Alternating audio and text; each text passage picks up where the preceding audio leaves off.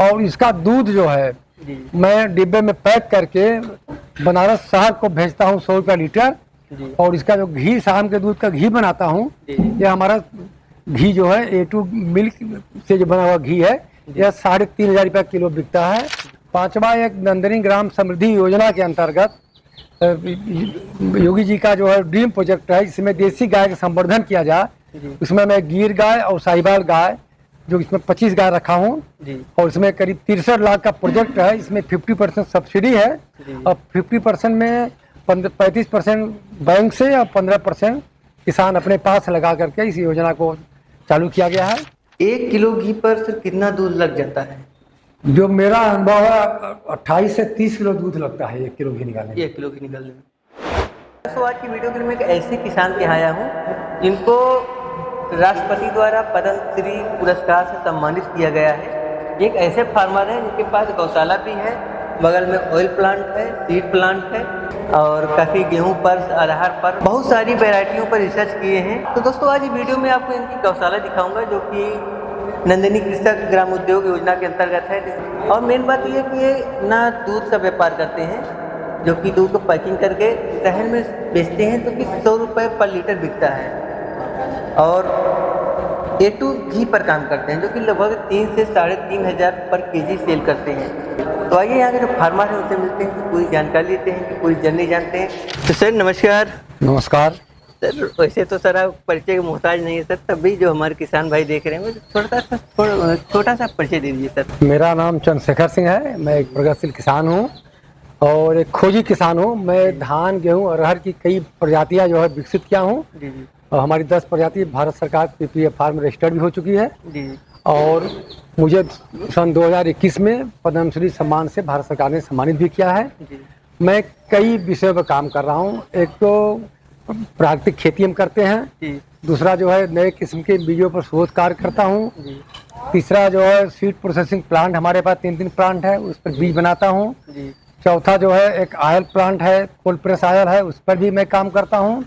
पांचवा एक नंदिनी ग्राम समृद्धि योजना के अंतर्गत योगी जी का जो है ड्रीम प्रोजेक्ट है, जिसमें देसी गाय का संवर्धन किया जाए। उसमें मैं गिर गाय और साहिवाल गाय, जो इसमें 25 गाय रखा हूँ, और इसमें करीब 63 लाख का प्रोजेक्ट है। इसमें 50% सब्सिडी है और 50% में 35% बैंक से और 15% किसान अपने पास लगा करके इस योजना को चालू किया गया है।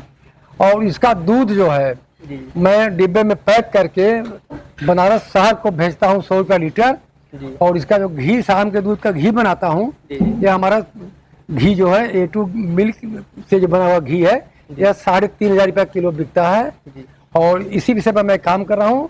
और गांव में कम से कम सैकड़ों लोगों को रोजगार भी मिला हुआ है और मुझे भी कहीं बाहर नहीं जाना पड़ा। मैं गांव पर आकर के गांव की समृद्धि करते हुए एक अपना भी जो है स्वरोजगार यहाँ कर रहा हूँ। सर सबसे पहले गौशाला शुरू करते हैं। गौशाला में हम हैं सर, जैसे कि आपने बताया नंद बाबा दूध मिशन के अंतर्गत योजना के अंतर्गत है ये सर, तो जानकारी कैसे मिली, कैसे क्या क्या प्रोसेस है? बहुत किसान होते हैं जिनको योजनाओं के बारे में जानकारी नहीं हो पाती है और उनको पता नहीं होता इसकी योजना कैसे लिया जाए। यह योजना सन 2023 में उत्तर प्रदेश में शुरू की गई है और इसमें पहले साल तो 25 गाय का था, लेकिन दूसरे साल जो है किसानों की कठिनाइयों को देखते हुए उसको एक मिनी भी कर दिया गया। एक 25 गाय की योजना है, एक 10 गाय की है। 25 गाय की योजना 63 लाख रुपए की है और 10 गाय की योजना जो है 23 लाख की है। इसको मिनी नंदिनी ग्राम समृद्धि योजना कहते हैं। और यह पहली बार हमको जो मैंने अखबार में पढ़ा था कि सरकार देसी गाय के संवर्धन के लिए किसान चयनित करने जा रही है। उसमें जो किसान चयनित हो गए उनको जो है इस तरह की सुविधा मिलेगी। तो मैंने उसमें जाके फार्म भरा। उसमें पहले से भी आप गोपालक होना चाहिए, जबकि 2 गाय कम से कम आपके पास होना चाहिए और 2.5-3 एकड़ आपके पास ज़मीन होनी चाहिए जिसमें चारा उगा सकें, उनको भूसा खिला सकें। तो और बैंक आपको लोन देने का तैयार हो, उससे नो ड्यूज हो। तो इस तरह से सारी चीज़ें, क्वालिफिकेशन मेरे पास था उस तरह का। तो मैंने भी फार्म भर दिया। 17 लोगों में 5 किसानों का चयन हुआ। मंडल में? हाँ, मंडल पहले साल मंडल में ही चला गया था, अब तो जिला लेवल पर हो रहा है। तो उसमें 5 किसान चयनित हुए। उसमें से 2 किसान जो है बैंक से लोन नहीं पास करा पाए तो 3 ही किसान हुए। उसके बाद 2 किसान को फिर जो वेटिंग लिस्ट में थे उनको दिया गया है, अभी उनका गौशाला बन रहा है जी तो इस तरह से जो है इस काम को हम आगे बढ़ाए। फिर इसमें था कि अपने प्रदेश से नहीं लाना गाय, अब प्रदेश से बाहर से गाय लाना, तो मैं गिर गाय गुजरात से जी और साहिवाल गाय राजस्थान गंगानगर से मैं यहाँ पर लेके आया जी और करीब 1 साल हमको मिल्किंग करते हो गया जी और एक अच्छा इसमें 2-3 लोगों को रोजगार भी मिला हुआ। 2 आदमी इस गौशाला में है, 1 आदमी दूध पहुंचाने में लगा हुआ, 2 औरतें इसमें चारा काटती हैं और उसका जो है साफ सफाई करती हैं। इस तरह से गांव में रोजगार भी पड़ा, शुद्ध दूध खाने के लिए शुद्ध पनीर शुद्ध घी भी हमको मिल जा रहा है और मैं कुछ लोगों को जो शुद्ध चीज़ खाना चाहते हैं तो उनको मैं उनके घर पहुंचाकर खिला भी रहा हूँ। तो सर लोग कहते हैं देसी गायों में फ़ायदा नहीं है, सबसे बड़ी बात आप सर कर भी रहे हैं, 1 साल हो भी गया, एक्सपीरियंस हो गया, सर आप क्या कहेंगे इसके बारे में? हाँ, देसी गाय में फ़ायदा तब नहीं है जी जब आपका दूध जो है किसी प्लेटफार्म पर जाएगा 35-40 रुपये किलो बिकेगा, या जो है आप दूध दुहने वाले जो गांव में दुधारा होते हैं उनको देंगे। जी लेकिन आप अपने उत्पाद की जब प्रोसेसिंग और मार्केटिंग करेंगे, जी जैसे मैं 100 रुपये लीटर दूध बेच रहा हूँ, 3500 रुपये लीटर घी बेच रहा हूँ, तब जाके आपको जो है इसमें फ़ायदा होगा। वास्तव में देसी गायें दूध कम देती हैं, कम समय लगती हैं और जो हाइब्रिड नस्ल की गायें हैं वो 92 तक दूध देती रहती हैं, ज़्यादा दूध देती हैं, तो अंतर है। लेकिन जो देसी गाय का दूध है, घी है, ये अमृत है, औषधि है। आज देश जो है इस चीज़ को समझ चुका है, फिर से अपने जब पुराने ज़माने में जो देसी गाय पालते थे इस पर लौट रहे हैं। लेकिन इसमें यही किसान को थोड़ा अलग से अपना ग्रुप बना करके अपने कस्टमर को जोड़ करके सीधे जो है कस्टमर से आप जुड़ेंगे, तब जा करके आपका आमदनी बढ़ेगा और आपकी गौशाला चलेगी। तो यहाँ पर एक प्रश्न और उठता है, जैसे कि आप उस शहर के पास हैं तो आप अपना सेल कर लेते हैं, जो गांव में है शहर से काफ़ी दूर हैं, वो देसी गाय पर काम करना चाहते हैं तो कैसे उनका आगे रोजगार बढ़ेगा? मैं कुछ ऐसे किसानों को जानता हूँ जो शहर से बहुत दूर है, वो दूध नहीं बेचते हैं, वो अपना घी निकालते हैं जी और उनके ग्राहक हो गए हैं। और जो मंठा होता है जी वो मंठा भी उसको प्रोसेसिंग करके, मंठा 2-3 दिन खराब नहीं होता है, तो उसका प्रोसेसिंग पैकिंग कर करके उसको शहर भेज देते हैं, तो मंठे से उनका जो है गौशाला का खर्च चल जाता है और घी उनका प्रॉफिट हो जाता है। ऐसे लोग कर रहे हैं, मैं इनका विजिट किया भी हूँ। सर पहले सेट में जाने से पहले सर सेट का आकार वगैरह जान लेते हैं। सर इसका साइज वगैरह क्या रखे हैं सेट का? इसका जो है चौड़ाई जो है 47 फीट है जी और लंबाई जो है 84 फीट है। और सर जैसे एक गाय के को कितना जगह मिल रही है? हाँ, एक गाय के लिए 5 फुट जरूरत था जो इनका नार में था, जी तो एक गाय के लिए इसी तरह से मैं 24 गाय का यहाँ बनाया हूँ जी। और इसमें जो है बच्चों का अलग बनाया हूँ। और सर मैं देख रहा हूँ सर कुछ गाय इधर बंधी हुई है, कुछ उधर फ्री रेंज एरिया में है सर। हाँ, जो गिर गाय होती है, जो देसी गाय होती हैं, ये ज़्यादा खुला ज़्यादा पसंद करती हैं, जी जी इसीलिए हम कोशिश कर रहे हैं कि इन लोग को जो मिल्क देने वाली हैं, जो मिल्किंग में है, जी इनको यहाँ पर रखा हूँ। और जो गाभिन है या जो मिल्क नहीं दे रही हैं, बड़े बछड़े बछियाँ हैं, इनको मैं यहाँ खुले में छोड़ दिया हूँ। अच्छा सर दोनों में क्या फ़र्क आ रहा है थोड़ा प्रोडक्शन वगैरह में, कुछ हेल्थ में? हाँ, जो खुले में उनका हेल्थ ज़्यादा अच्छा है, जो उनको धूप भी मिल जा रहा है, उनके शरीर का एक्सरसाइज भी हो जा रहा है, तो उनके ब्लड सर्कुलेशन बढ़िया होता है। जी अब आज का जो नया थीम आया है कि गाय को खुले में ही रखना चाहिए, जी शेड हो, खुला हो, साथ में जब उनकी इच्छा हो तो पानी पिए, चारा खाएं, फिर बना के बैठ जाएं। तो मैं आगे प्रयास यही करूँगा, जब मुझे और गौशाला बढ़ाना होगा तो मैं इस तरह से खुले का ही जो है कंसेप्ट लाऊंगा। मतलब यानी कि फ्यूचर में गौशाला को और बढ़ाएंगे। हाँ, आइए सर अंदर चलते हैं। सर वेंटिलेशन के लिए क्या क्या करते हैं? इसका देखिए पूरा चारों तरफ खुला हुआ है जी और ऊपर भी जिसको मीथेन गैस वगैरह निकलता है, तो ऊपर जो है बीच में मैं अच्छा तौर बना दिया हूँ जी कि सारा जो है गैस वो बाहर निकल जाए। बाहर निकलती रहे। और काफ़ी खुला में हमारा गौशाला भी है। एक इतना हमें लगता अच्छा है जो भी बंद है थोड़ा ठंड के कारण बंद किए हैं, कवर किए यह हैं। जो है इधर से थोड़ा सा जो हमारा सीड प्रोसेसिंग प्लांट का गर्दा आ रहा है तो उसमें आवे, जी और उधर पश्चिम है, तो पश्चिम तरफ से धूप भी ज़्यादा आता है, जी और इधर पूरब है, तो पूरा तरफ खोल दिए हैं, इनको हवा लगना चाहिए। तो गर्मी में पूरा ओपन रखते होंगे? नहीं, उपने रखते हैं, लेकिन हमें क्योंकि प्रोसेसिंग हो रहा है बीज का, तो इसमें से जो उसका गर्दा होता है धान का, जी वो आके जानवरों पर बैठता है, तो इनको जो है कहीं कहीं खजली विली हो जाती है, तो इसलिए मैं इधर से उसको पर्दा लगा दिया हूँ। इधर सर मैं देख रहा हूँ सर आप काफ़ी काफ वगैरह पाले हैं, बच्चे भी पाल रहे हैं। तो सर बच्चों का ब्रीडिंग पर भी आपका फोकस है क्या? ब्रीडिंग तो जितना अच्छा होगा उतना अच्छा गौशाला चलेगा, जी और इस पर ध्यान है कि अच्छा सीमेंट लगे गाय को।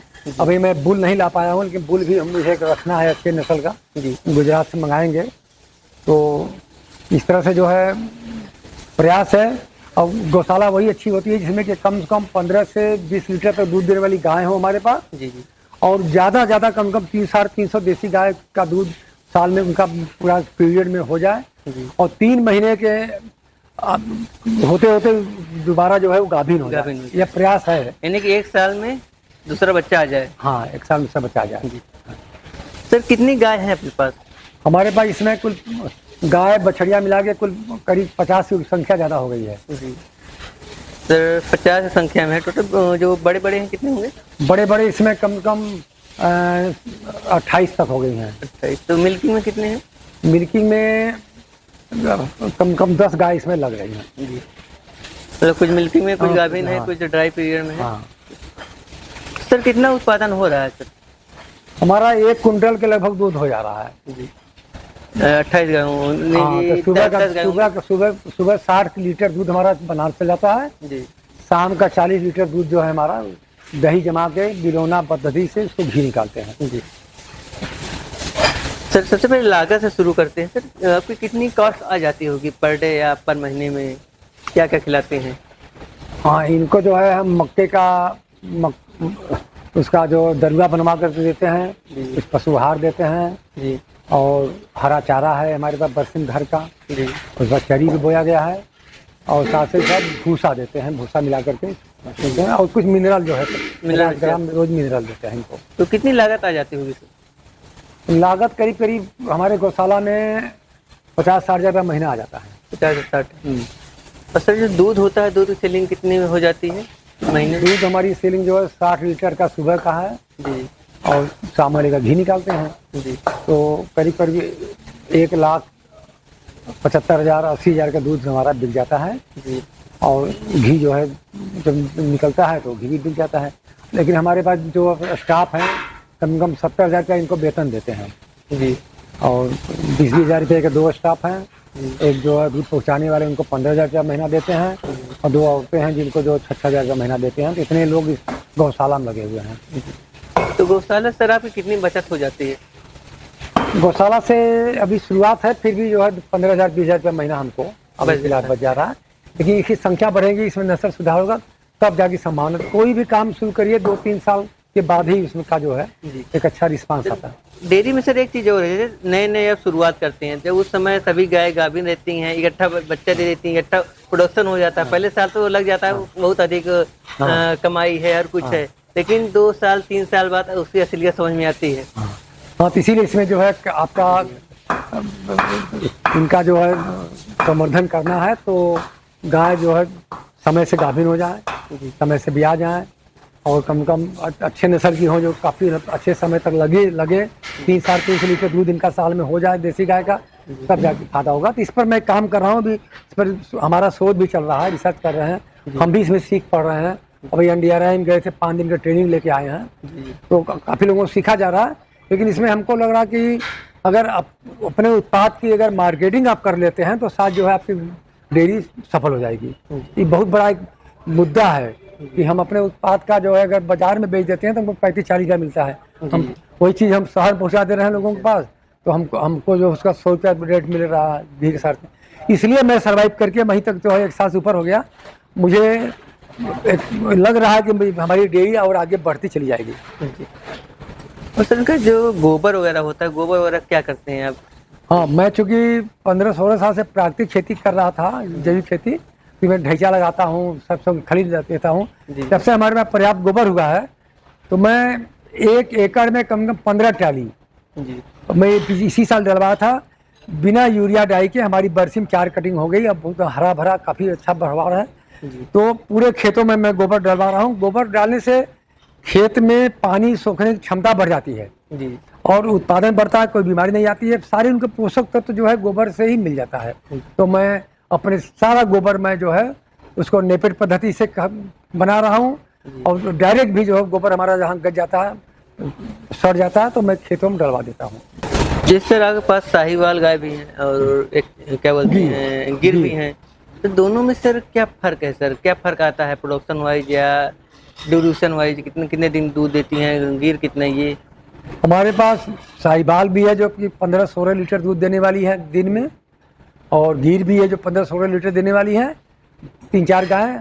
और ज़्यादातर गाय हमारी जो मिली है हमको 10 लीटर 12 लीटर वाली है, 9, 10, 12 वाली। लेकिन मेरा जो एक्सपीरियंस है कि कम से कम 15 लीटर से ऊपर देने वाली अगर गाय है तो आपके लिए ज़्यादा जो है वो फायदेमंद रहेंगी। आप इसका A2 घी बनाते हैं, इसका कैसे करते हैं? चलिए मैं दिखाता हूँ जो है। इसके लिए गुजरात से मशीन मंगवाया हूँ जी जी। और शाम के दूध को दही जमा के बिलोना पद्धति, जो सबसे अच्छा घी माना जाता है, जो दही जमा करके बिलोना पद्धति से निकाला जाए। उसे बहुत लोग क्रीम से बनाते हैं घी, लेकिन वो घी जो है बहुत अच्छा नहीं माना जाता है। और ये हमारा जो है सर काफ़ी अवार्ड यहाँ पर भी है, बाकी घर पर भी हैं। देखिए ये हमारा जो है प्रोसेस है, इसे दोनों तरफ घूमता है। मैं गुजरात से मशीन मंगाया हूँ, और 20 मिनट मथने के बाद फिर इसमें पानी डालते हैं। पानी डाल करके फिर हमारा मक्खन निकल जाता है। मंठा जो है हमारे यहाँ जो स्टाफ लेबर हैं काफ़ी लगे हुए, वो भी पीते हैं। बाद में मैं गाय को भी पिला देता हूँ। अभी मैं इसका पैकिंग नहीं कर पाया हूँ, पैकिंग जब होने लगेगा तो इसको भी मैं बनारस बिक्री में भेज दूँगा। 1 किलो घी पर सर कितना दूध लग जाता है? जो मेरा अनुभव है 28 से 30 किलो दूध लगता है 1 किलो घी निकालने में। 1 किलो घी निकालने में लगभग 3000 का आपका दूध हो गया। हाँ, और इसमें पकाना है, लेबर का है, इसमें काम बढ़ जाता है। यानी कि आप किसानों को क्या क्या संदेश देना चाहें, घी पर काम करें या दूध पर काम करें? मैं कहूँगा दोनों काम करें। जितना दूध आपका अच्छे रेट बिक जाओ तो बेच दीजिए, जो दूध नहीं बिकता है उसका दही जमा करके घी निकालिए। और घी आपका खराब होने वाला है, ये घी ऐसा इसकी एक्सपायरी नहीं होती है।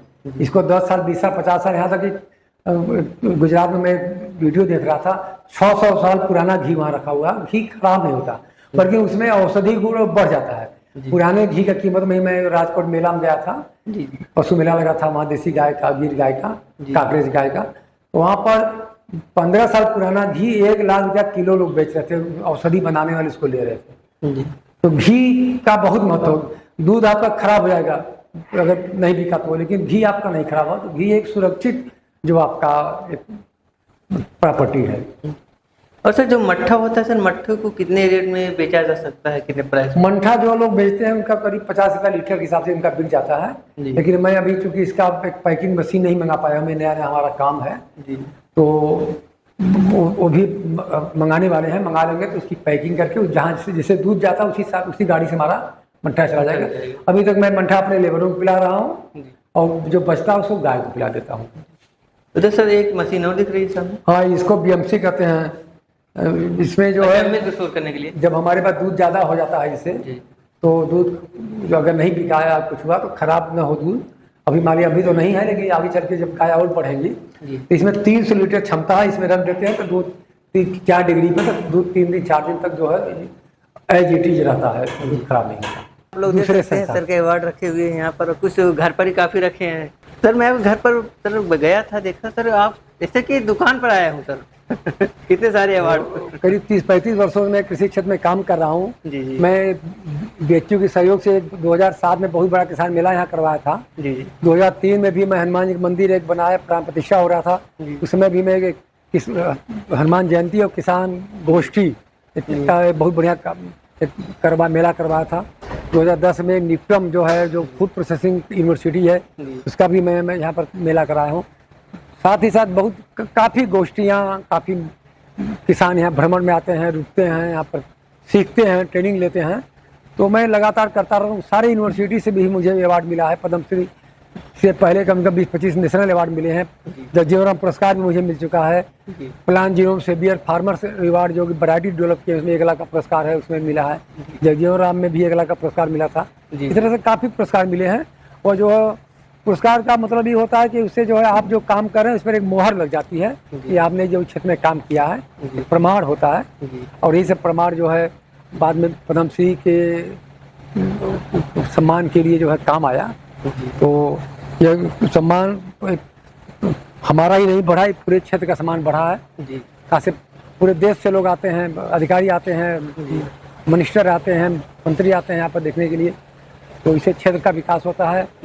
कुछ चीज़ें हम जो उनको सलाह देते हैं कि ऐसे ऐसे होना चाहिए, वह भी जो है किसानों के हित में, जनता के हित में मैं जो है जो बताता हूँ उस पर भी सरकार अमल करती है। जैसे कि सर आपने अपना गौशाला दिखाया, अपना ऑयल प्लांट दिखाया और सीड प्लांट भी दिखाया।